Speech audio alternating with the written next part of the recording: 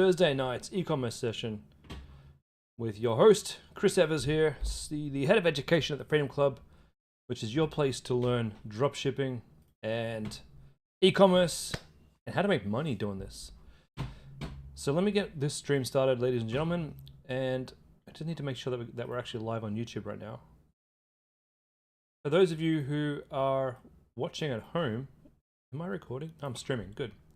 Streaming on YouTube. If you're watching at home, there is a link here to the YouTube channel. If you do want to subscribe, it means that you don't need to necessarily be watching this on Circle to get answers to your questions. If you're unavailable, you can watch this from anywhere. Welcome, Rob Evers. Yes, my long lost cousin. Probably are. There's not many of us out there. And welcome, Stephen, as well. Bloody hot in Western Australia. I've heard it's like scorching. I've heard Melbourne is unseasonably hot too, which is surprising. Now, am I live on YouTube? I should be. I'm streaming.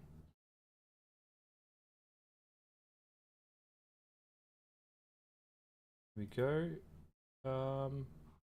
Live. Let me just open up my channel here. Scorching. Pause myself. Okay, welcome, YouTubers.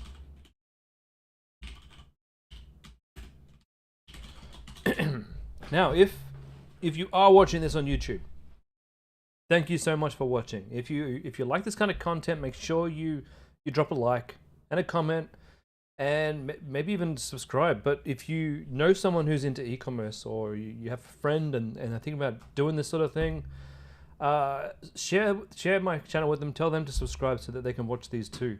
It's like I only help people who are inside the Freedom Club, but this information, you could take what I teach you and you could implement your own store.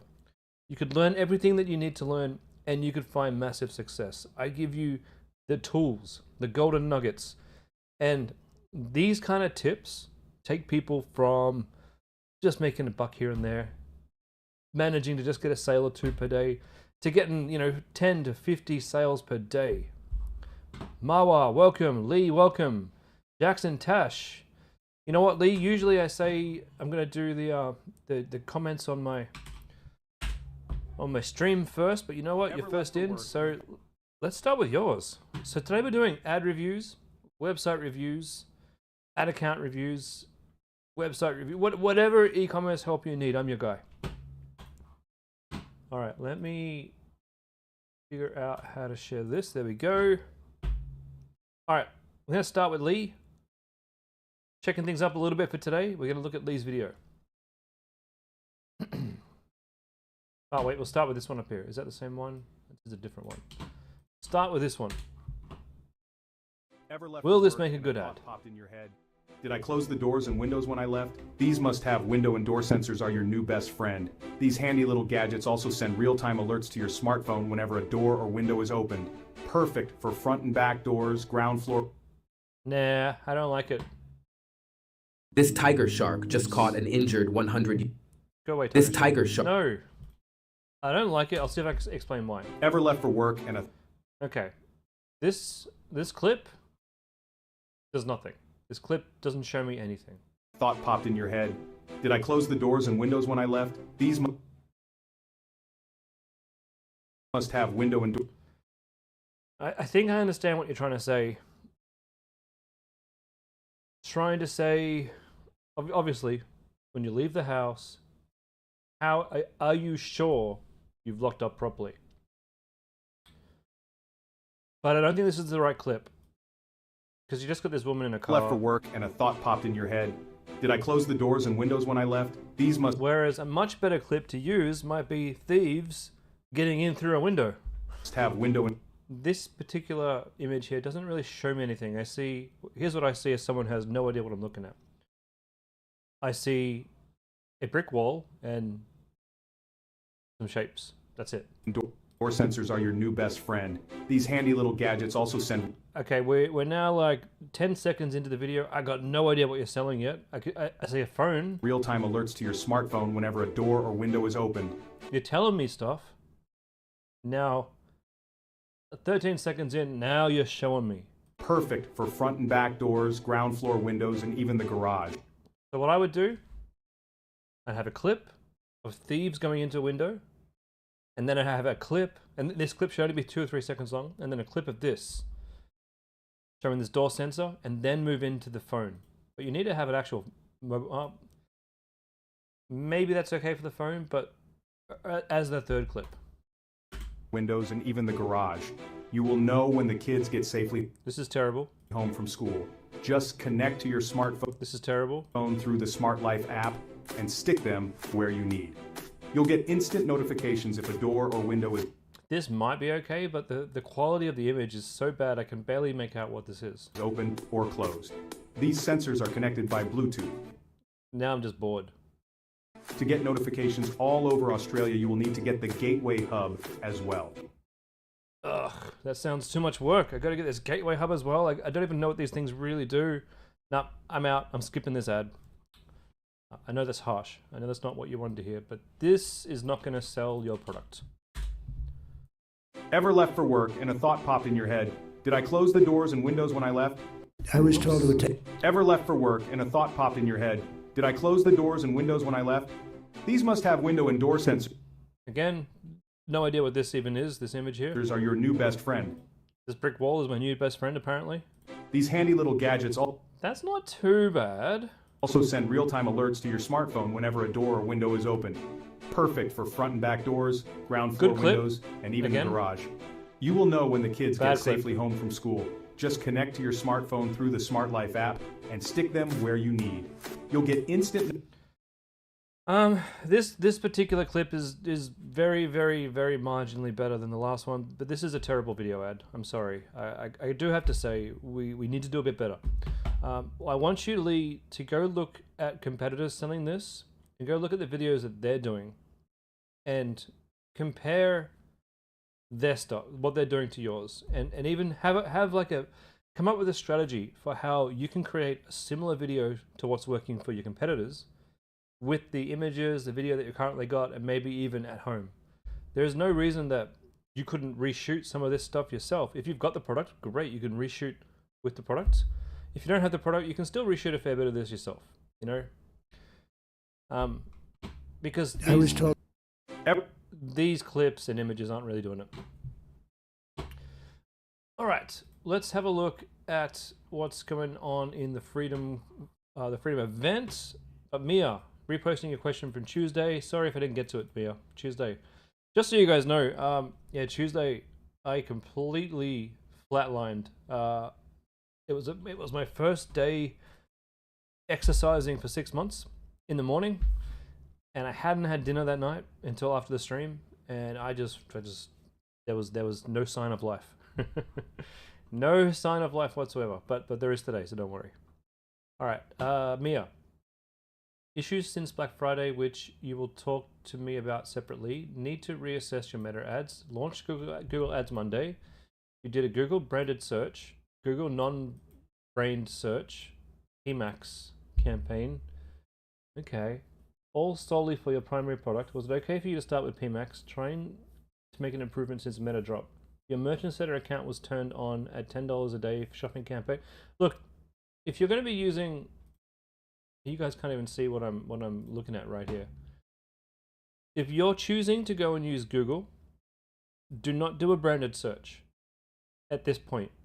I could do a branded search for home craftology, but people are searching for my brand. You guys, no one knows you. A branded search is useless. You're just giving money to Google. A non-branded search, you could try a search campaign. Don't do branded or non-branded. Just do a search campaign. And look, as you guys know, I have an agency. Do you guys know my agency? So this is my agency here, thinkroom.com. We have, that's my business partner here, Ash. We have 26 clients, and we do all of their SEO, Facebook ads, and look, this isn't an advertisement for my agency here. We only deal with big business, and we only deal with businesses who have been in business for more than a year. No startups. That's our one rule. We do not deal with startups. But on the 26 clients that we have, we do a lot of Google ads. I don't do a lot of Google shopping ads. at the moment. Not to say that they don't work. I just don't currently do them, but they have worked in the past. So Google Shopping, 100% probably a good idea. Now for Performance Max, PMax campaigns, and search campaigns, it comes down to having if you have a product or a problem that people are searching, and for Mia, what was your store? Were you Clear Tuesdays? I think you're Clear Tuesdays, yeah?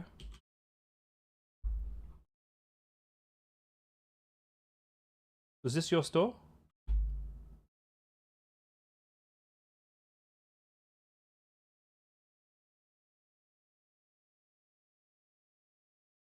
No? What was your store, Mia? I apologize. Oh, you don't share your store. That's right. Okay, cool. Well, I'll try and give you the best advice I can without reminding what your store is. So for a search campaign, what we would typically have is, say you're looking at the keywords that if someone is putting in, but you're more giving them like a blog, a solution, or a landing page to show the solution. And then inside that blog, it's full of information for how to fix their problem. Inside that, you're promoting your product and getting them to go from that blog page to the product page. It's not ideal for an e-commerce store necessarily. I didn't really do any search ads for home craftology whatsoever, other than putting diamond painting kits as a broad search term on like a $10 a day. And I did do my own domain, home craftology, because I didn't want people searching for me and clicking on the other competitors who were also bidding on my search term. So I did do a $10 per day search for home craftology. Very, very broad. Now PMax, that's a different story. You have to understand what PMax is actually doing. It's better, I think, to do a PMax campaign for a business that has a service, like if you're a plumber or a power washer or a tree surgeon. Those are great for Performance Max. For e-commerce, I didn't find Performance Max that good. Did I get conversions from it? Not as many as I would have liked. The cost per purchase was creeping up there. Would it work for you? If you put really good headlines in, I wish I could show you some of the work that we do in our Google campaigns, but I don't share my clients' campaigns at all. That's a rule I have. I'll share my own, but I won't share theirs. Our Performance Max campaigns do really, really, really well for lead generation. For e-commerce sales, I don't know if it's quite there, but shopping campaigns are where it's at. If I was to give you any advice, I'd take your budgets on Performance Max and PMax, lower them, and put it all into shopping. Now, the shopping campaign really works best when you have a really good product description. It must be concise. It must pop. It must be better than the competition. And one of the reasons why I don't currently do shopping campaigns for my big brands, Home Craftology, is because what I find is shopping campaigns compete on price. And I'm not trying to compete on price. I'm trying to compete on value. I'm trying to compete on having a store that converts higher and having a product that solves problems. Whereas people who are going into shopping, they might be more inclined to be looking for that deal, looking who's cheaper. Does it mean it won't work for you? Not necessarily. You could absolutely fly using shopping campaigns. So give it a try. Hey, Jimmy. Having a good shopping campaign means you have to have a really good feed. So make sure you're using a good Google app of the App Store, of the Shopify App Store, and have a really strong feed coming from your store into your merchant center. And very, very, very, very good product images. Have a search for your product on Google. Have a look at your competition, because when you're doing shopping, that's what you're dealing with. So if I'm going to go do diamond painting, these are all the shopping, right? As you can see, it's all about the image. Some of these pop, some of these don't. No one's looking at the title because the title's getting cut off. And what I don't like, the reason why I kind of stopped, is you look at this. AliExpress, Temu, Amazon. I'm not competing with these guys. I don't want to compete with them in the newsfeed either. You don't really see a lot of these guys on Facebook with a huge presence, but you see them on the shopping. Now, if you come over here to the actual shopping link, look at this. I'm not competing with $4 or $5. Screw that. Look, this is a great product image. Actually, I really like that one. I might have to take it. I mean, borrow it.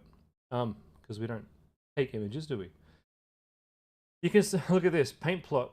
They've stolen the way that I invented this way of showcasing my product. These cheeky people stole my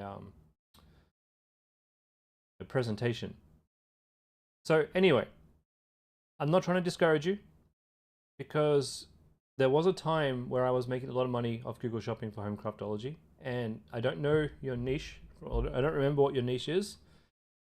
While I wouldn't do it for crafting at the moment, that doesn't mean I wouldn't do it in 2 or 3 months' time when different climate with a different product. So by all means, please go ahead and test. But Google Shopping is probably for e-commerce where you're going to make most of your profit from those ads. All right. You're in the baby niche? Yeah. Oh, I remember now. I remember. I know what you're selling, and I know why you don't want to share. Yeah, Google Shopping is probably good for the baby niche too, especially if you have a high-ticket product. But just remember who you're dealing with. So make sure you have incredibly good, very, very unique for product photos. Hi, Caitlin. You've set up OmniSend for Silk Soothe and would love if I can take a look. You've given me access. Have you set up everything correctly?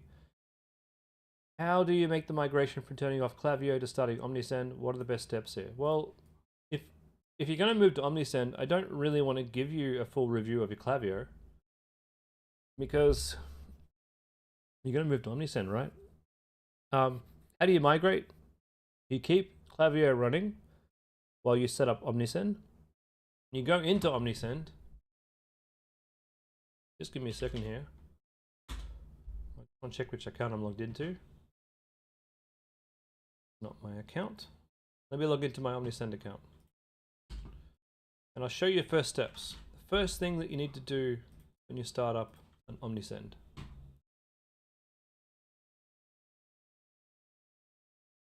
Okay. So with OmniSend, the very first thing that you need to do when you first sign up is go over here to your store. Obviously get your store connected and go through that process of whatever it is, getting this all installed on the store. Then you want to go to this store settings and of course do your brand assets. That's a given, making sure that all your colors are nice. Next thing you want to come down and click on is email. And now you might notice that I've got homecraftology and mail.homecraftology.com. So it's always a good idea, and I know I don't have it set up here because I did have it set up at one point. I don't know when I may have accidentally turned this off.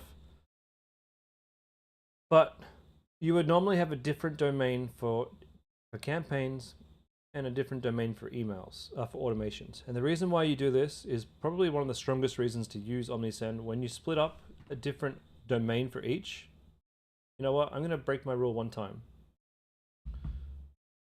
Just bear with me. I'm just going to log into just one of my client accounts and just show you what I mean. One sec.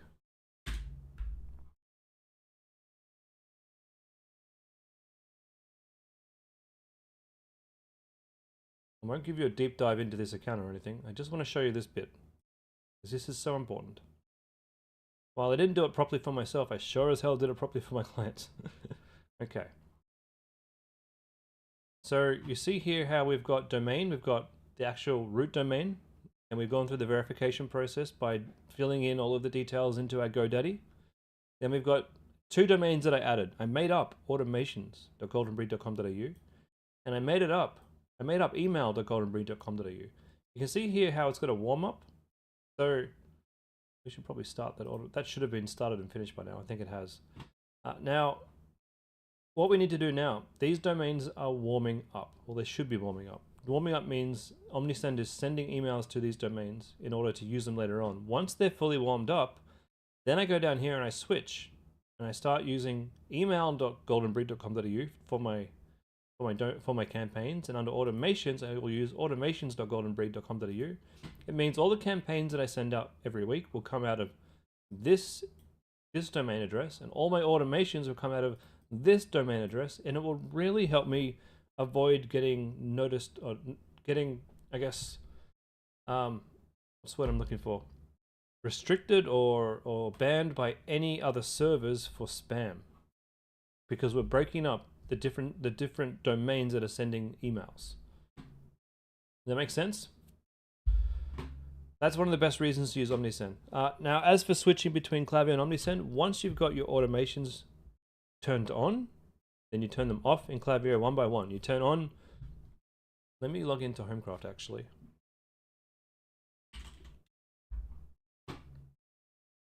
One sec.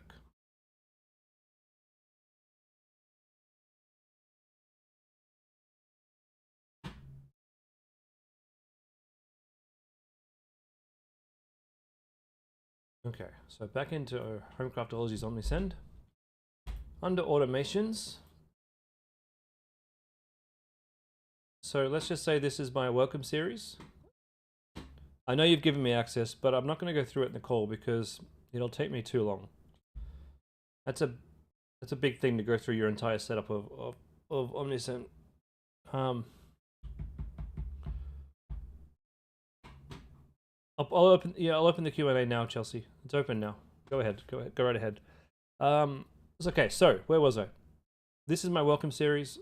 So what I would do, I would get this all set up, and I'd make sure that I was happy with this. And the next thing that I would do is turn off the Klaviyo welcome series, and then turn this welcome series on, one by one. Turn off the Klaviyo, turn on the Omnisend. Turn off the Klaviyo, turn off the turn on the Omnisend until all my automations were on. And that's kind of all you need to do. It's pretty much it. Pretty much it. Okay. Now you said you're giving me access. Let's see if I can switch. Hold on. See if I have it.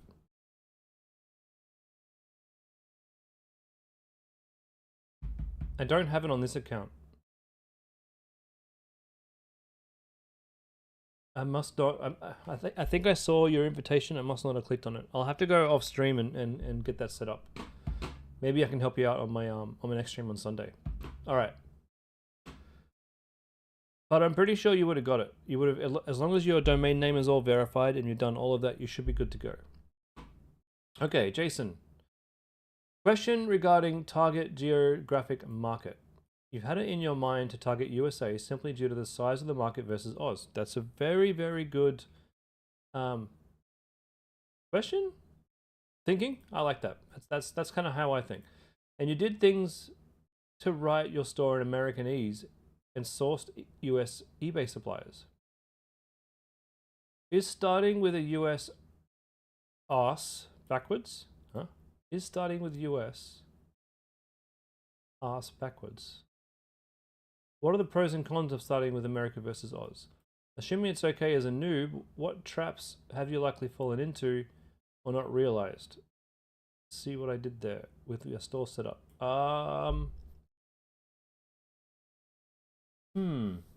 Okay, I need to be clear. Our course teaches you to start a store in Australia, sourcing from eBay Australia, because it's the easiest thing to do for most people.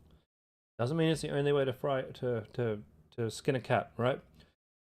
For my store, Homecraftology, even though I'm based in Australia, it has always been geared towards America. Always. Why? Because there's a much bigger market there. However, I've followed the Freedom Formula and opened stores in Australia, and they've been fine too. So I have a product that's doing quite well here in Australia, and I'm thinking it's time to actually test that product out in America. I don't see too much of a problem doing that. The only thing you want to make sure, right, especially if you're only selling to America, is to make sure that your store is set up in US currency. That way there's no conversion issues when the customers go to checkout. Make sure that, what else is there? I think that's about it, really. I don't see any big problems with doing it.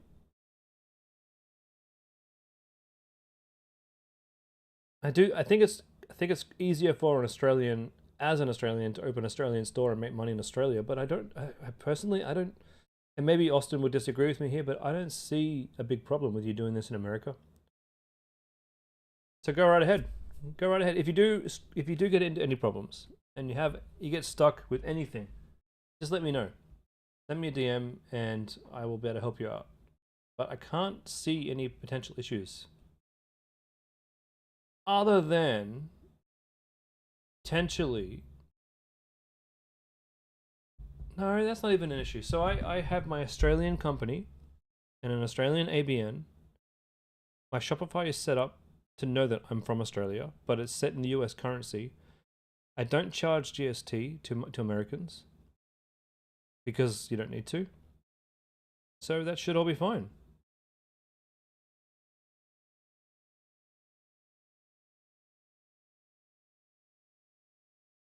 Tax returns are easy because your Australian entity's made money, so you just pay tax on that.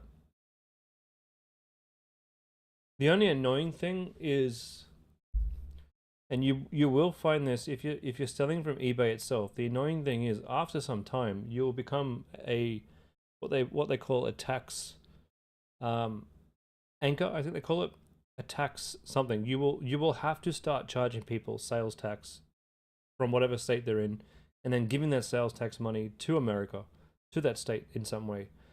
Now, the way that I got around doing sales tax is I dropship from our supplier here in the Freedom Club, and he is, sorry, it's called a nexus. He is the tax nexus, so he has to pay the sales tax, not me, because I'm not the one sending the product.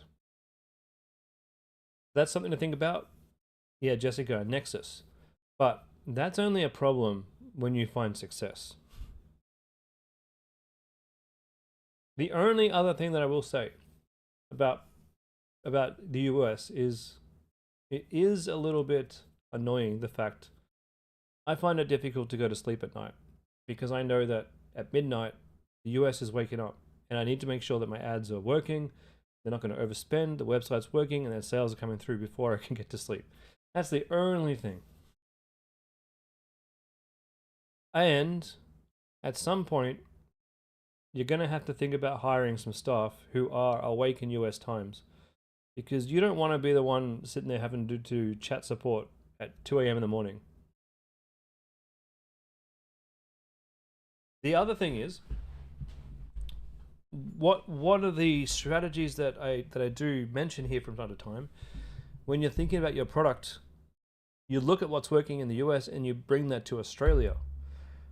The US is already a big market, so things that are already viral in the US, you're gonna maybe find it hard to get into that market and get your flow and your store flowing, and you know it may be a bit harder. In Australia, it's a bit easier because we can see what's going viral. We can bring it here. We have less competition. That's probably why Austin teaches us to start in Australia. But my personal preference is to do this in America personally. That doesn't mean I do that for every single store, because I do follow the Freedom Formula. And well, in my current store, I'm following the Freedom Formula just to prove that it's easy and it works. And you know what? I got my first sale of my first product today. I was stoked about that.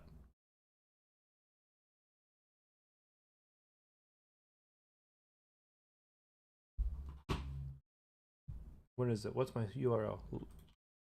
Lush Living. Really stoked that we got our first sale for $94 worth of these cleaning towels. I can't believe it worked. Anyway, I digress. So look, the Freedom Formula does work. I digress. Do what you think you want to do, my friend. Okay, Michaela.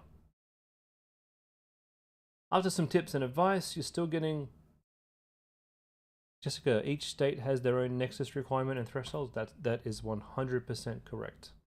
But if you drop ship, it's actually your supplier's problem, which is why I'm really happy I'm drop shipping. Michaela, just after some tips and advice, you're still getting sales every day. However, you feel like they're just trickling in and not getting very far. Most days are profitable, but not that great, especially since linking up with the Freedom Agent as their prices are more expensive than eBay. What do I suggest you do? Should you increase the prices of your products? You haven't changed them since launch? Yeah, 100%. If you're doing okay, but you need a little bit of breathing room, hell yeah. Drop a couple of bucks extra on your prices. And see if that affects your conversion rate. Only two things can happen. You're either going to make more money or make less money. And hey, you might want to drop your prices and see if you make more money or less money. Should you decrease your ad spend? Well, we did try and scale this. Now, I liked your product. I really thought your product was great, and I would absolutely have run that product. If you hadn't have pulled that product up on that exact day that you wanted to run it, I would have definitely run it. I thought it was great, but every product has a maximum number of, or a maximum price that we can spend on Facebook to stay profitable. Our goal in here is, as dropshippers, is to find the products that allow us to spend the most amount of money to make the most amount of money. And yes, you've had success. This has been a profitable product. It's been great. There's two things that you could be looking at. I'll show my Lush Living store, for example.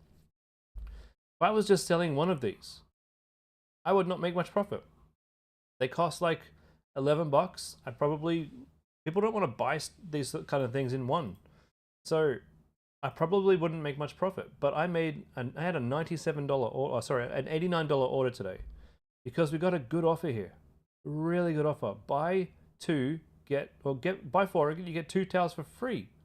See how it's shifting the mindset of the buyer to thinking they're getting stuff for free, even though really they're not. They're not, because it's like $11 per towel, and I get a discount from the supplier when I sell more. If you were to sell 2 hoses, right, you would get a discount from the supplier. You can ask them, what's the multi-purchase discount? How much if I sell 2? How much if I sell 3? How much if I sell 4? This might be something you want to test. I know you've got your bundles, but you can do your bundles in a different way. Now, I have to admit, I wasn't sure how to sell this product, so what's the URL? Just give me a second. I looked at my competitor, I looked at what they were doing, and I thought if I could do it better, I will try. But at the moment, I'm just trying their offer. Just testing their old offer out, because if the competitors are working, then there's a good chance it's going to work for you. Now, when you add to cart, this is where the magic happens. When you add to cart, we've got a free gift. When you spend $100, you get a free gift here. It's locked now. It's washing bags, okay? So that's driving people to spend more money. Down the bottom here, we've got an add-on, shipping protection for $6.99, so that we will give you a refund or redo your order, no questions asked, if it doesn't arrive or it's been stolen or anything. And it costs the customer $7. It costs me nothing. And we've got our encouragement here: buy one get one free. You know, add more and get more for free. All of these things help make my basket size higher, and that's what we got to do for you. We got to get your basket size higher. Now, you could offer an extension to your hose, right? Where's your hose? Garden Glimmer.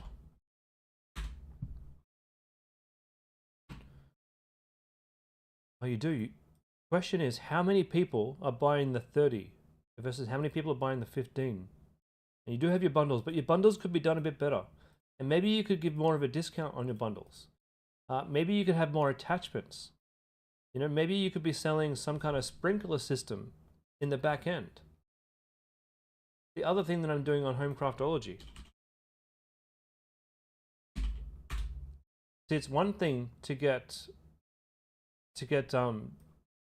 sales, right, and to get a cost per purchase, but it's another thing to fully optimize your store to make sure that your store is making as much money as you possibly can do. Now, where is it? Where's my one-click upsell? Okay. Oh, gotta give it an update. Cool. Once you've made the sale, So if that first sale has cost you 50 bucks on Facebook, right? And then you're selling your garden glimmer here for $100, you've made $20 profit maybe, right? If they bought one of these, you've made $10 profit maybe. And that's if they haven't added a bundle or anything like that. But then they go in through one-click upsell and they go through the funnel. Now, in the course, we teach you, I'm just going to go and look at my funnel here. In the course, we teach you to, this is the other thing I'm doing too, I'm doing a product widget here to add on some small upgrades to my order. You could be using this on your store, right? Let me show you a home craftology product.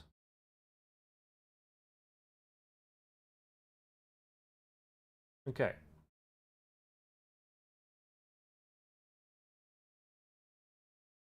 So, I've got these essential things that you can add to your order just by using one-click upsell. No additional app, just one-click upsell. You could add attachments. You could add timers. You could add sprinkler systems that can water all of your grass. You could add solar panel stuff. I don't know. Have a look at what competitors are adding. Have a look in Bunnings. Walk down the hose aisle in Bunnings, and go and try and see not what's on the aisle, like the shelves themselves. I mean, that stuff is good, but look what's in the boxes in the middle of the aisles. That's the stuff that's making Bunnings money. That's the add-on stuff. You go in for a hose, you end up spending $100 on other stuff. It's the other stuff that you need to add to your store. Now, that's just one part. That's a product widget, right? Now, I don't do the pre-purchase upsells on my cart. I don't do that on Home Craftology because I find it hurts my conversions when I try and offer them something before purchase. Maybe it could increase your basket size, but I want the sale. I want the new customer, so I don't do anything here. I try and make it seamless. They go in, they add to cart, they make the purchase, and then I got my post-purchase upsells here, where I'm selling some of my best products that make the most amount of money. And then on the thank you page right here, on the thank you page, I'm showing the offer, another offer again, that they can purchase. And these make money. This is how I make my profits. Not just that. The final bit that I want to remind you of tonight. Okay, it's the bit that I see all of you, nearly all of you, probably not doing very well. Looking at my automations here, my buy or die. So this is my welcome series. This is a new one, so it's only made 10 grand. Yeah, Jack's. I actually go back to that.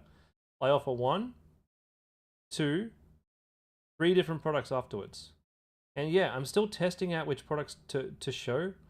I've got a rough idea. This one does really well as the first product. I've tested 4 or 5 different products in the first slot. This is the best one. This one here, I'm testing my most expensive product with my with this one here. This one isn't doing very well, but it hasn't had many views yet. That's all. I might actually put this one in the same spot here. And these two here aren't really working at the moment. I'm trying to figure out the best product to put on my thank you page. So that's something I'm still figuring out, but I'm testing. Now in OmniSend, so we've got my thank you, we've got my welcome series. It's doing it pretty good. It's doing okay. But my browse abandonment was obviously my biggest automation that's making the most amount of money. But you look at my thank you series. New customer thank you. It does just as well as my browse abandonment automation.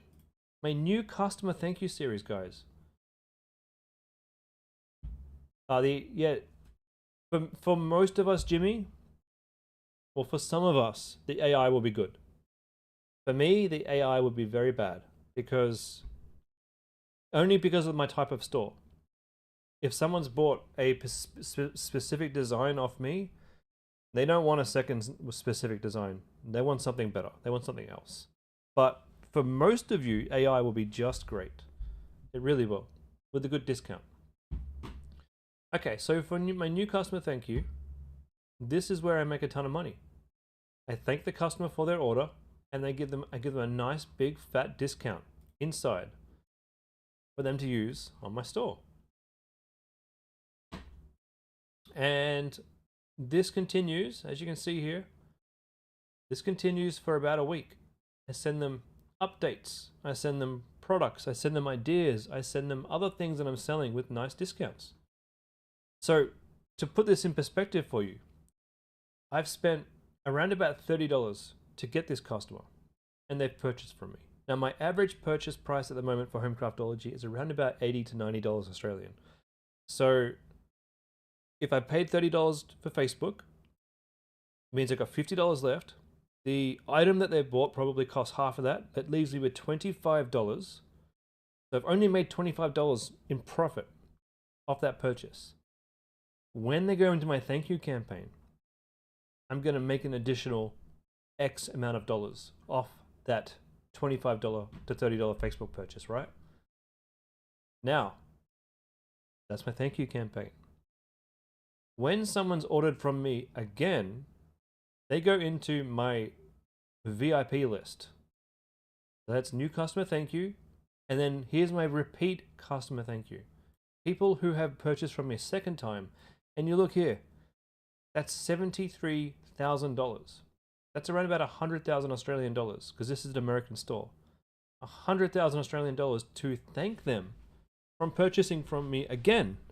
So now we're leading into the third message. And this time I give them an even bigger discount, like a 50% discount, something ridiculous, because I don't care so much about profit as long as I make a little bit out of this one. Excuse me, I need to do a cough. Let me mute. There we go. So I'm not so concerned with making a profit on this one. I am just, here we go, VIP 50% off. I just want to make a little bit more. I just want to squeeze a little bit more out of the sale and give them a really, really good deal. Yes, I'll make a profit, but if it's only $20, $30 profit, I'm happy with that. I've already made well, maybe 3 sales of them I made, so that's probably a profit of $150 just from doing emails. And that's how we scale. This is how we make more money, okay? We don't tweak our Facebook ads so much. We don't go away and I have shown you how to scale your Facebook ads using using ad design, testing out lots of different ads. That's all fantastic. But once you've done all that, this is how we scale, okay? We're utilizing our upsells. We're utilizing our thank you emails and our repeat customer emails. What is VIP 50 off minus 15?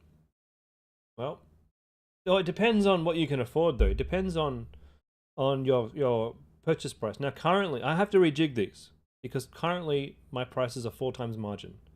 But I'm actually going through the process today of resetting all of my prices to 3 times margin and giving people slightly less discounts. So I'm going to have to go and give them 40% off instead of 50% off. No big deal. I'll go do that today. But regardless of that, this is the method that we use to start making more money. Everybody get that? I don't think Michaela was on the call, but she probably will see this later on. Let me just see if we've got any comments. Nope, no comments on YouTube. All right. Nabil, you've messaged me on Skype waiting for my response. Appreciate it if you can get back to me. Sorry you won't be able to make... Okay, I'll respond to that once I get off the call today, my friend. Jax. Product was working, slowly increasing budget every few days for 3 weeks, consistently set around $40 cost per purchase. Last week we went from $150 to $200 daily, cost per purchase tanked. It was really bad for 8 days with an average $90 cost per purchase. We asked for on the call on Sunday, you said to trust. You said to work on trust, so you tweaked the facts. Your cost per purchase dropped to $40 and sat there happy for 4 days. Is it time to increase the ad spend? Yep, just know. And look, I stand by what I said. Always work on increasing your trust. Look at your competitors, not the competitors who are doing what we're doing. Like you don't look at another freedom person's website, okay? Don't look at a cheap drop shipping website. Go and find the competitors who look really, really legitimate. And every day or every other day or however often you do this, you try and compare your site to their site. Now, you don't need to copy their website. 100% don't do that. But what are the things on their website that make you feel like you trust them more than you trust your own website? And how can you bring some similar elements from their website over to yours? Do you need to make your website cleaner? Do you need to work on your copy? Do you need to work on your FAQs? And this is something I'm constantly doing. So like I mentioned, I'm relaunching Homecraftology. Right now, my Homecraftology ads are off because they tanked. And tonight, as soon as I get off this call, I'm relaunching Homecraftology with a Christmas special. Why? I've updated my logo. Got this nice big Christmas special here. And why do we do this? Because people trust. People look at these lovely images that look professionally done, and it brings a sense of trust that you have the time to go in and rebrand your website for Christmas, right? I started thinking, and you can see here I've got this placeholder here. I started thinking for myself, I want people to go to my homepage, and I want them to find what they're looking for a lot easier. So I have two main things that I sell. I sell these big classic diamond painting kits, and I sell these little mini kits. The difference is the big kits take a long time to complete. These mini kits are a much smaller commitment. You can maybe do one of these in half an hour. So I want to make it easy for my shoppers coming to my homepage to choose. Do I want to do classic? Do I want to go mini? I want to make the whole thing seamless. So what I'm doing now, and you know, I haven't actually told this to anybody. Well, I have. I've told this to my business partner, and I've told this to my clients. I haven't told this to you guys. I think I mentioned this the other day. Let me stop sharing for a minute. So here's my strategy for the rest of Christmas. Now you've seen my Christmas special. You've seen my my canvas there, right? I'm rebranding my store as Christmas. I'm gonna actually how do I explain this quickly? So in the past, I've really been struggling with Homecraftology because its pixel is massive. I've had 110,000 orders by now. Massive amount of people, massive amount of orders, lots of data on my pixel. When I launch a middle of funnel campaign, it works. Middle of funnel works great for me. But when I take those same videos and I pop them in a scaling campaign, both campaigns fail. And I always had, I couldn't figure it out for a very long time. I was wondering, why does my middle of funnel start so well at $20 purchases, and as soon as I launch a scaling campaign with similar ads, they both do badly. But I turn one off and my top of funnel does well. I turn top of funnel off and my middle of funnel does well. Well, I realize now, the same bunch of bloody ads, right? Same bunch of bloody ads. So I was talking to a few other dropshippers over this last Black Friday period. One of these other guys, for his brand, did like $21,000 on one day alone. And the way that he did that was having themed ads that you scale. And I thought, okay, that makes a lot of sense. I could take my best ads, put them into my middle of funnel, and then go and create a bunch of seasonal ads that I use for like Christmas. And once I've got my Christmas ads up, I can start working on the New Year ads, which are all fireworks and champagne bottles. And then when Christmas finishes on my website, I rebrand it quickly to be the New Year. And you keep this cycle going on so that people always have new ads to look at. But your best performing ads are sitting in middle of funnel, making money. Your scaling ads are all like, hey, it's Christmas time, get up to 40% off store-wide kind of thing. This is my current strategy. So I just wanted to share that with you. That's what I'm currently doing. I'm relaunching everything tonight. I'm really excited because I put a lot of work into these ads. All right. So Jackson Tash, your question was, should you increase your ad spend to $250? Now that your cost per purchase is settled? Yes, you can do that. But you have to also keep in mind that increasing your cost per purchase, increasing your budget will lead to a higher cost per purchase for a little bit of time. There is no set period of time you have to wait before you scale. It is completely up to you. I can't tell you what it is. I don't know your cash flow. Cash flow is always a bit of a problem when you're trying to scale, because especially if like you're using Afterpay or sometimes if PayPal is limited. So for example, for Homecraft, PayPal actually take 20% of what we get and they hold it for 21 days. So it makes scaling really, really tricky. If you're in that situation, then obviously you need to scale slower.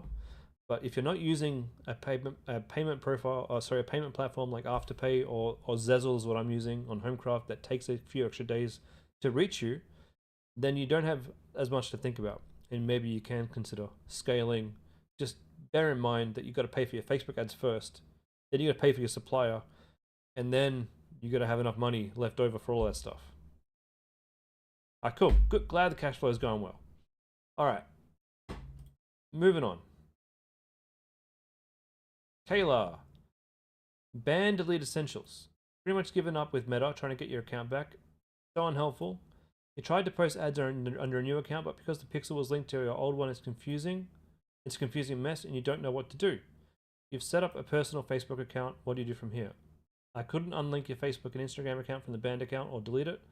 All right, so don't worry about your Instagram account and don't worry about your Facebook page. You can always make new ones. What you need to do, you know what, Kayla, I think you're going to have to book it sometime with me. I can explain to you what to do over the meeting here, but you're probably just going to forget the steps. We're going to have to unlink your Facebook pixel from your store. If you can figure out how to do that yourself, amazing. If not, I'm going to send me a DM. I'll send you a link to book a 30-minute call with me and we can get it done there. Don't worry, I've done this many times, but basically we're going to have to unlink your pixel and relink your Facebook to your new ad account and then create a new pixel. And your Facebook page and your Instagram, well, we might have to create fresh ones of those too. But I've got you covered. Send me a DM if you can't manage to delete your pixel from, and how you do that, right? I can't really show you how to do it because I don't want to do it on my store. You go to your Facebook and Instagram sales channel, and I think you go into settings here. Usually, look, to be honest with you, when I usually do this, and I've done this several times, I'm still just fumbling around. We need to disconnect from both of these, and we have to deactivate the shop and make sure that it's all deleted, and then refresh and come back in and do a couple of stuffs. Jimmy, don't bother with the Facebook help files. They're kind of useless. They don't give you the full picture, and they're often out of date, honestly. But that's what you need to do. And if you come back in then and you start this process again, so then you re-click on this Facebook sales channel, go through the process, and if it doesn't ask you to create a new pixel there, then we've got to do it again. And we're just going to make sure that we delete the pixel from here. So I can help you do that. Send me a DM and we can book some time. But thanks for that, Jimmy. Thanks for that link. Now, events. Damon, you won't make it to the live, but you'll watch the replay. After our discussion the other day, you spent the last 24 hours totally rebuilding your store to reflect what we're talking about. Still got a lot of tweaking to do, pretty much there. You'd love if we had time for a store review. It shouldn't be at this stage by now, but love my feedback. All right, let's have a look at Vigor 8. So my discussion with Damon was he had a couple of products that worked, but he was probably really confusing his Facebook account because he had completely different products. He was selling this Vigor 8 fiber relief mat, but he had other listings on his store that were selling solar panel lights for your garden. And while you can do that, it's just confusing for Facebook to not know exactly who you needed to target. Because garden light people aren't going to buy mattresses off you. So I suggested, Damon, stop the broad store strategy.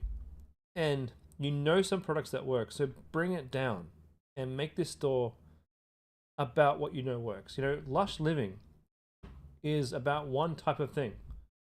It's about creating a lush environment at home using cleaning products, right? It started as a bedroom store, and I was selling bedroom products.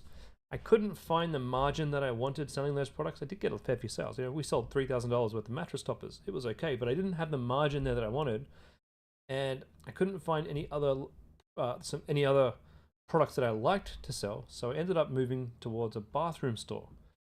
But you should keep yourself within a niche. If you're going to go broad, still be in a broad niche. You know, You don't have to sell one product, but you should sell one type of thing, one category of thing. You don't walk into bed, or what's like a bed store in the mall and see them selling kitchen products, right? Just that's David Jones, and that's a whole different type of store. Anyway, this looks wonderful, Damon. I love the purple. This looks gorgeous. All right, let's have a look in your mattress topper. Oh, you got the Xmas theme. Yeah, this looks lovely. Man, I wish I could make a store that looks this good.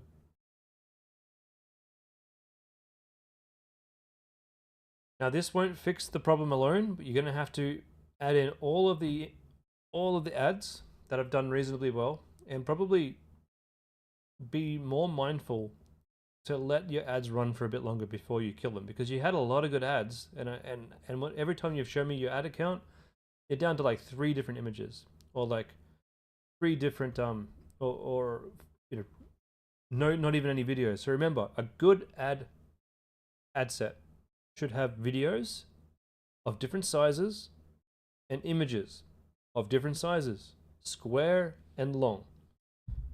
Yeah, we're looking at, you should have 6 to 8 ads in every ad set. 6 to 8 ads. Minimum, in my opinion. But this does look absolutely beautiful. Well done. I think it should do well. I think it should do much well. Much better. Now, the other question we're going to have to answer is, do we start a new ad account? Is your ad pixel confused between all the different products that you've been selling? I don't want to say yes. We'll have to play it by ear when you relaunch your ads. If you're getting wildly expensive cost per clicks, we may have to consider a brand new ad account. Okay, Anthony. Launched on Saturday. Got sales starting to come in from Sunday onwards. Would love my feedback. Each ad set to 17 a day. Okay. And you haven't adjusted since launch. Wow, look at those sales. Amazing. Dude. Incredible. Good work, Anthony. Jesus Christ. Do you get a different badge now? The travel pillow, compression socks, and the memory mask. Oh, man. I am absolutely thrilled for you. This looks great. Well done. Well done. A round of applause. All right, what would I do? Oh, hold on. I'm not going to save that. What would I do? Oh, great add to cart rate, great checkout, great conversion rate. Dude. I would probably, to be honest with you, turn off travel, turn off frequent travelers, focus on broad, because it's bringing you everything in correctly. It's getting higher click through, lower cost per click, cheaper cost per purchase.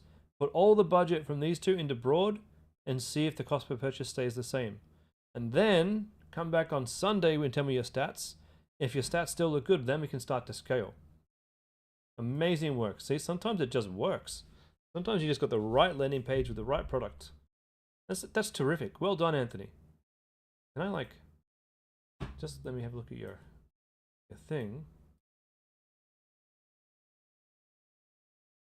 So you've launched your ads.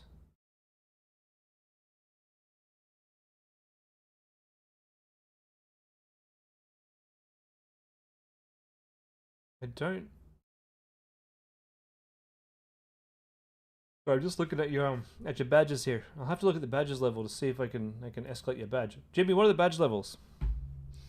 I don't remember these things. Anthony Marcos, if you jump up that much to the broad one, pull this stuff up your ads and put them back into learning. They're going to be in learning until look. So for learning,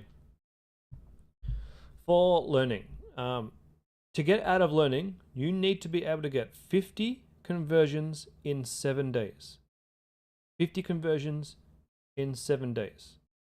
Yeah, but Jimmy, how much do you have to make before you get bronze? I know I'm putting you on the spot here, buddy. You only just learnt this stuff, but to be fair, I don't remember any of these details. So if you can get 50 conversions in 7 days, you'll get out of learning. between now and then, you need to experiment, man. You need to be doing some image ads. You need to really get in there, really add more to your ad set to see if you can figure out if you can get it even better.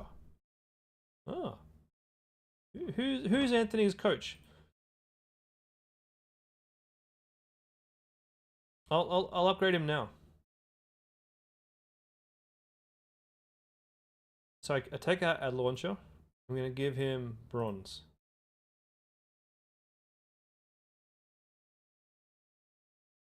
All right, Anthony, welcome to the Bronze Club. Bronze is 5K. Oh, no, you guys. Bronze is one sale. Okay, silver is 5K. Mia, don't scare me.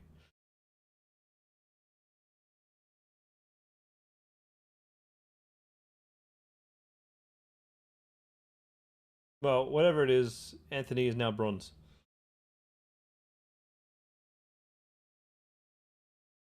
You got 2 videos, 4 image ads, most of the budget going to C2. Yeah, now it's just time to put all your budget into broad and have a bit of a play. Experiment with some different ads.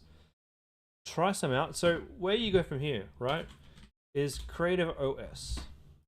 This is going to be your best friend for the next couple of weeks. So you log into Creative OS. Now, obviously, we're not going in here to look for products. We're going in here to look for templates.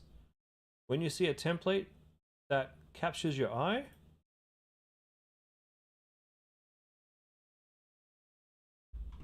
and I'll just log in. So we're looking for an ad template that really excites you, that you think could be really good at promoting your product. We're not looking at what they're selling, we're looking at how they're selling it. I like that look. Like that look. That's nice. Now you have a scarf. So let's just say you like this one. Yep, that is a cool ad. We go and edit this in Canva. And use this design. Okay, now this is the one that we saw from Creative OS. We scroll down. This is yours to edit anything you want. You put in all your different products up here. You change your logo and stuff. You put the offer in. You put the woman wearing the scarf. Boom, ad done, 5 minutes. Then we go back. There's another one. Okay, and we choose as many of these, at least. Look, here's the thing, and I say this all the time, guys. If you want to be able to scale, not every image and not every video you create will be scalable. For Sensory Create and for Homecraftology, it took us 49 different images to find the exact product, the exact offer, the colors, the headlines that actually made us able to scale and get those $15 to $20 conversions. The more work you put into figuring out how to position your product, the cheaper you can get your conversions and the more you can put in your budget and make more money. And this goes for Michaela as well. I forgot to mention Michaela. I didn't see that. I haven't looked in your ad account for a while, but last time I did look, I do remember not seeing that many different variations of your ads there. Anthony, do you create separate ad sets when adding new ads, or will you add into the broad? If you're just getting started and you've only been running for a few days, you just use the same ad set. If you've already started scaling and you're already out of the learning period and you're making money, then you don't touch that ad set. You go and create a second one for testing. And then in the one that you are testing, you go nuts, you test. I'll see if I can bring up my ad account for Sensory Create. Oh, I'm never going to do that because you guys have seen it all before. It's just full of bunches of images that I've been testing, so it's nothing that you need to see.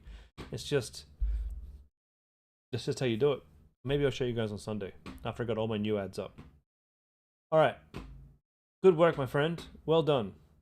Roseanne.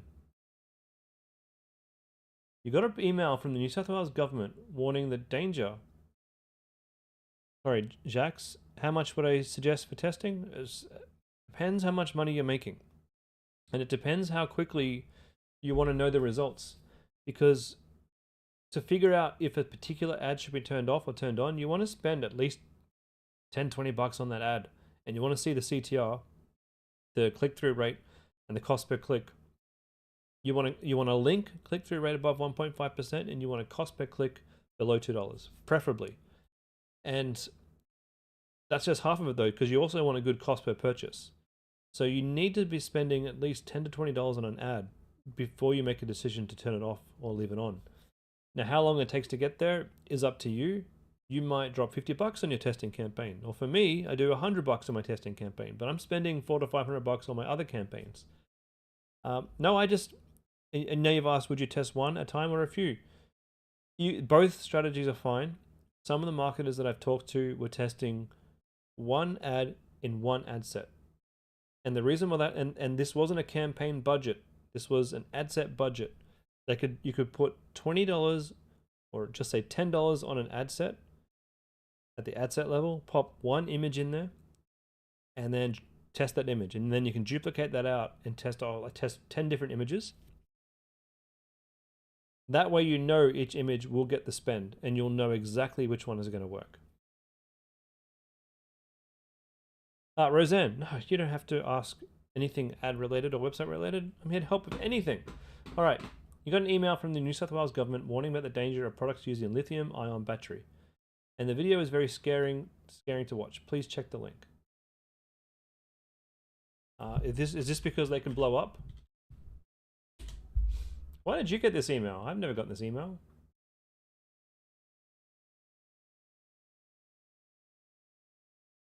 When buying and using lithium-powered batteries, products safety should come first.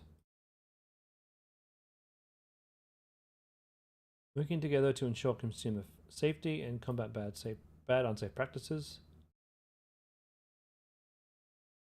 You can protect yourself, your loved ones, your workers, and your communities. Okay. How is it scary though? 1 minute. Not sure about the quality, but it was so cheap. Oh. Works fine if you just jiggle it a bit. I always leave it on charge so it's ready to use. It's only a few small batteries. What's the harm? Lithium-ion batteries are the fastest growing fire risk in New South Wales. They can explode, releasing toxic flammable gases that ignite quickly and make fires hard to extinguish. Always buy lithium-ion products from a trusted source. Don't overcharge, modify, or take risks with faulty cables. And always dispose of old batteries at your local recycling point. When it comes to lithium-ion safety, there's no room for excuses. Lithium-ion batteries. Shop, charge, and recycle safely. Do your products have lithium-ion batteries? What products are you selling?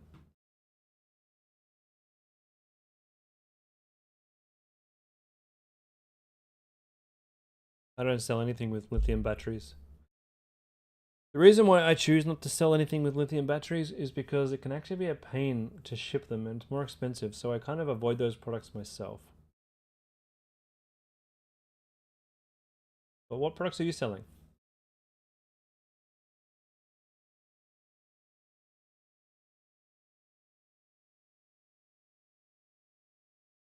Funny because I can see 3 people typing.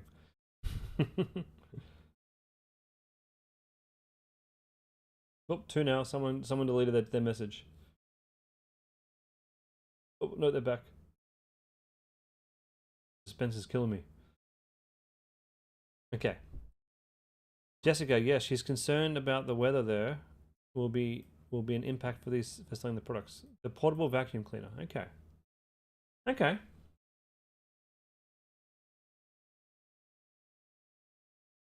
Pete, who do you inform? Can you just let me know who your coach is, Pete? And I can just have a chat with her to get back to you. Roseanne, are you making a ton of money from your portable vacuum cleaner?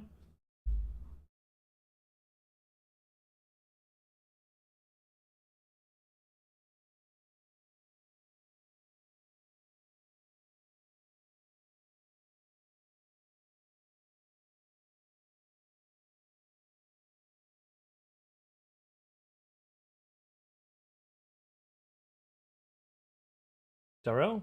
Alright. No problem, Pete.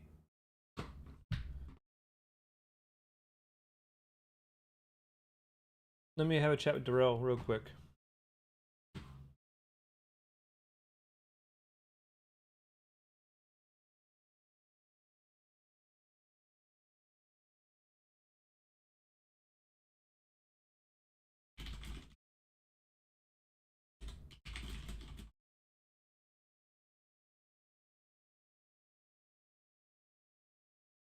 She may just have had a very full inbox. Okay, handling lithium ion batteries safely. Cool.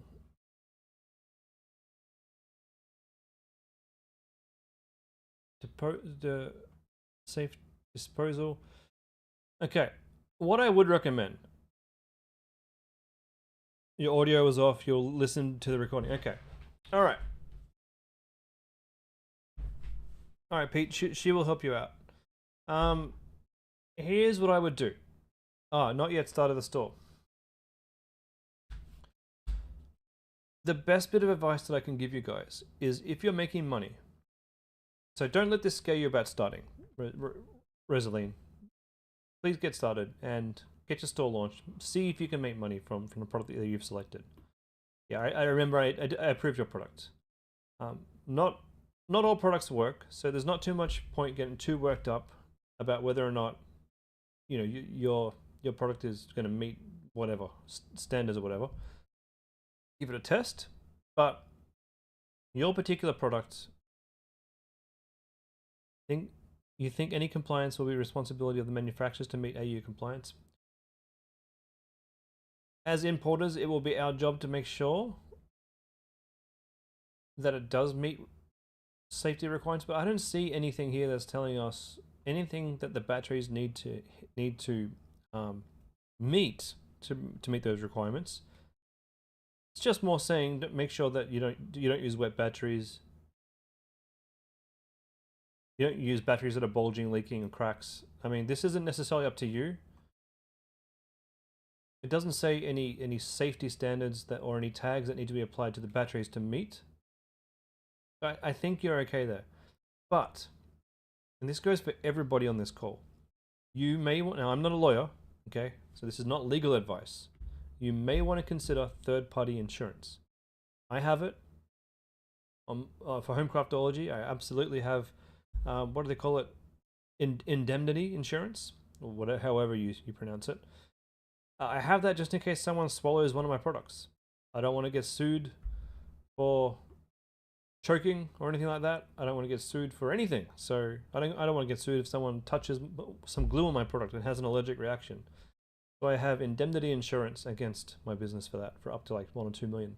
Not expensive. It's like $30 a month. If you want to get into that, I'd highly recommend just doing an online search for small business insurance, so that you at least know that you're protected. But would I do that for the vacuum? Not necessarily. I'd wait until I had a product that was actually making money, and then I'd go get that. Now that's not legal advice. That's just what I would do. That's it. Catherine, sorry, a bit delayed. You're still thinking about email marketing. You understand why I get so many repeat customers of Homecraftology, since the product works as a hobby and the wide range keeps customers coming back. But for a business like yours, Pamper Pet is struggling to figure out what to send emails about. Your customers aren't buying products from more than once. And okay, but public indemnity insurance, that's the one, Pete. Thank you so much. Catherine, you own a pet store and you don't know what to send people? Send them pet stuff. Like, this may be, you may be making money on your Facebook ads for these. Great. Go and add more pet stuff. Go and add some pet bowls, some pet beds. You don't need to necessarily make ads for all of your products. You've got the ads that are working. Go and get new products from the supplier. Go and add them to your store. Go and sell them via email. Go and get photos of pets. Go and make a pet group on Facebook, guys. Let me show you my Facebook group.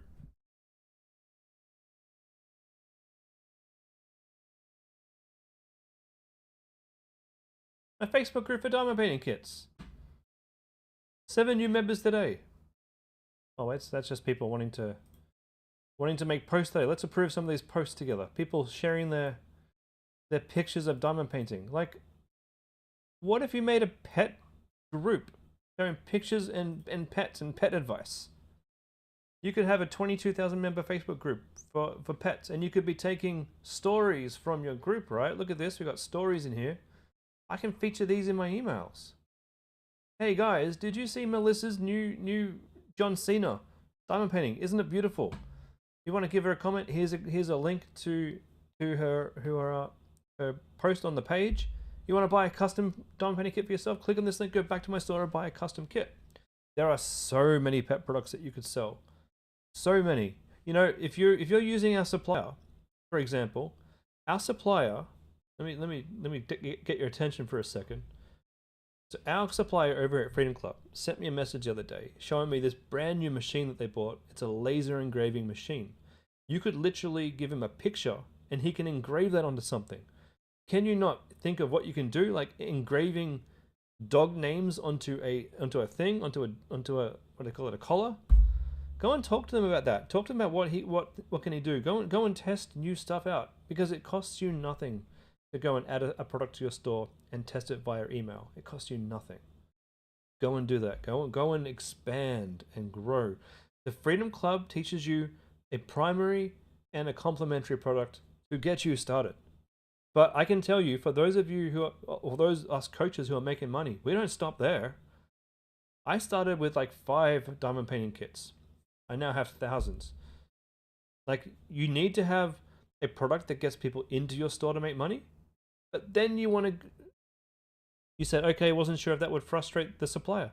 Dude, the supplier wants you to make money so that he can make money.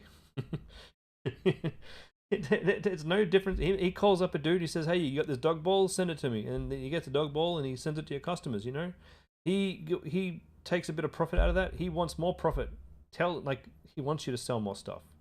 Go and sell more stuff.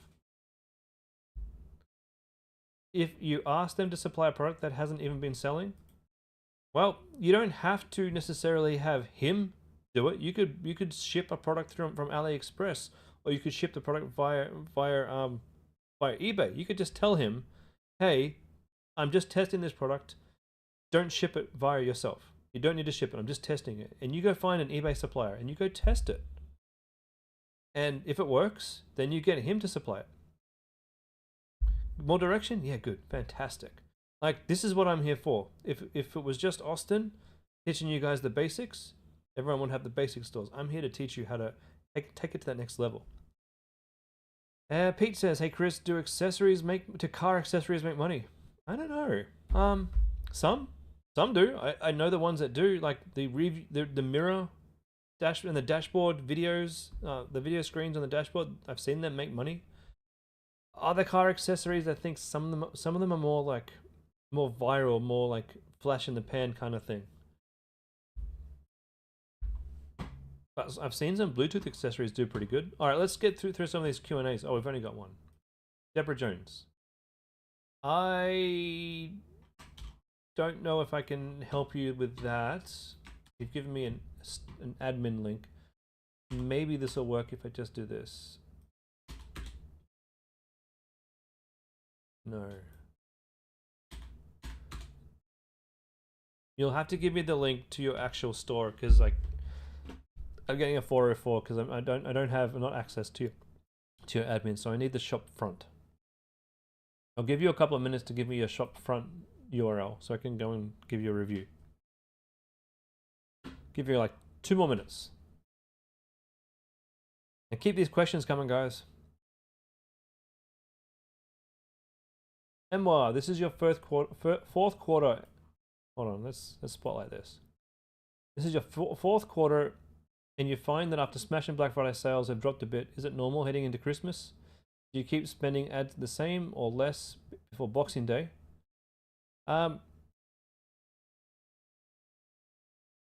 It depends.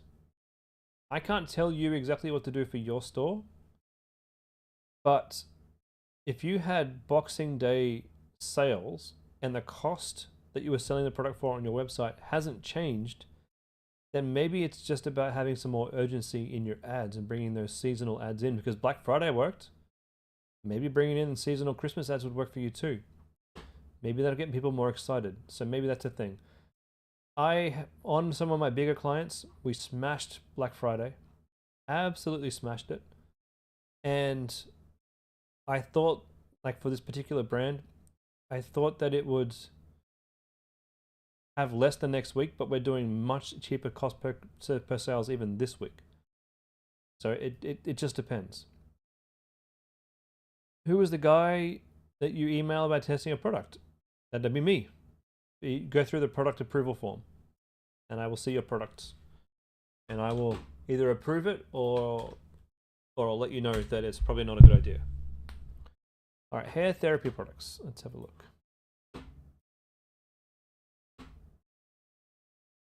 Advanced solutions for healthy hair. Cool. 3-in-1 scalp massager. Oh, you got a dude there. Nice. Haven't seen many people sell this with a dude there. I think that's fantastic because, from my point of view, men are going to want to fix their hairline. Rob Evans, do you get my request to review your website? If you want me to review your website, like I can do a quick one now, but that'll be the last one. I'm leaving in 8 minutes. So if you want me to do a website review, you do it here, or you go onto the event and you put a message on the event. Okay, hair therapy. I don't love the way that your logo is because I can't really read what this is. So I would have a capital H and a capital T, just to make it easy for me to read. Ultimate 3-in-1 scalp massager. Stimulates hair follicles. Inbuilt oil applicator. Healing, regeneration, boost hair growth should be first, and alleviate stress. I think I get why it alleviates stress. I think I would actually add to that, and I would say feels amazing and relieves stress. So I would start with boost hair growth, then stimulate hair follicles. I don't know about healing, regeneration. You could say regenerate hair follicles maybe, and then built-in oil applicator, and then feels good and alleviates stress. Down here, when we're selecting a color, you should show me what red looks like. You need a red product image. I don't see many people buying 2 of these. I don't. This is a one product kind of thing. So you're going to have some sort of upsell on this. Maybe you want to upsell some oil. Maybe you need to find a nice oil to go into here and upsell that. That'd be ideal. And then rather than bundle and save, it'll be buy one with oil, buy one with 2 oils. Are you experiencing hair loss? Does your hair lack shine? Is your hair falling out? Are you wearing hats to hide your hair loss? If this sounds like you, there's an easy and inexpensive solution. Cool. But what is it? You haven't told me what it is. We just got an image here that we're loved by. You got to tell me.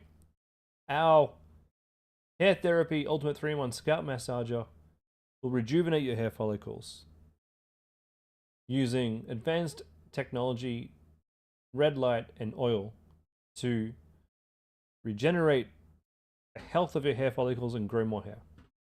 And then you come into this by stimulating the blood of your hair. See, this doesn't read very well. So make it read like a solution and not like a bunch of dot points.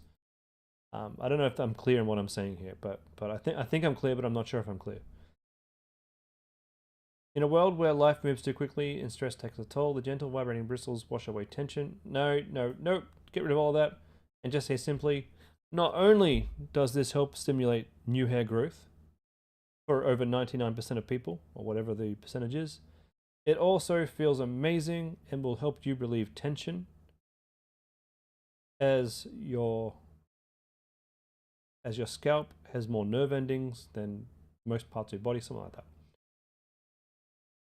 Rather than it has healing, our awesome new thing, our hair therapy ultimate 3-in-1 scalp massager has healing and rejuvenation components. Get rid of this because we just talked about stress. It works on all hair types. It's compact, easy to use. And maybe that's okay. Say goodbye to frizz, and hello to vibrant, beautiful hair. Transform your hair today. Oh, I don't know if you need all of this stuff down here. I guess you do. It just feels like it's going on forever.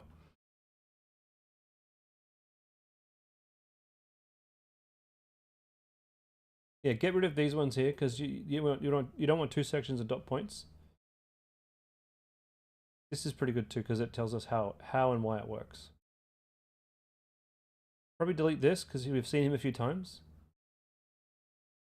Okay, this is good, but get rid of all the dot points. Make it a little paragraph. Can be used in the shower or bath. These, I mean, they're saying the right things. I just don't like how it's positioned. That's all. Oh man, I used to look like that when I was younger. Believe it or not. Easy to use application area. So you put a few drops of your favorite oil in the device to evenly distribute and nourish and penetrate your scalp. Cool. Very, very good. Really good. I'm really glad that you're targeting men because so far, I know there's a couple of students who've made money from a similar product. It looked a bit different, but it was essentially the same thing. They were focusing on women, and I was like, why? So many more men have hair loss than women, but they did make some money. So I think you're gonna do well. So good job. All right, that's it for me today, guys. I am spent. I'm losing my voice, and I think we all got what we were after, so get out there and go get those sales, guys. I'll be back on Sunday for another website review and pretty much just throw all your questions at me and I'll answer them all. So I will see you all then. Have a great night. And if you do have any other questions, send me a DM and hopefully I'll respond because I know I have about 100, and I'm not even exaggerating. I think I have about 100 unread DMs that I need to get to tomorrow. I will try and get back to you as soon as possible. If I don't get back to you, please come on the call and tell me off and just tell me your problem and I'll help you on the call. It's so much easier to help you guys on the calls. And other than that, take care and I will see you all later.